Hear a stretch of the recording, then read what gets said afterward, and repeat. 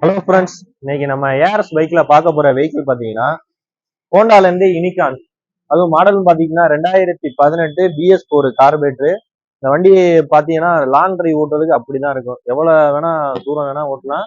வண்டி ஒரு தரமான கண்டிஷன்ல 2 டயரு, அவுட்லுக், செயின் ஸ்ப்ராக்கெட் எல்லாமே A to Z எல்லாமே கஸ்டமர் மாத்தி வச்சிருக்காப்புல.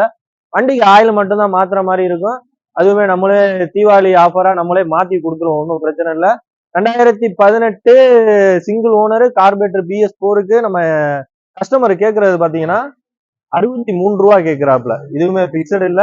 நம்ம கஸ்டமருக்கு என்ன குறைச்சி வாங்கி தர முடியுமோ வாங்கி கொடுத்துருவோம்.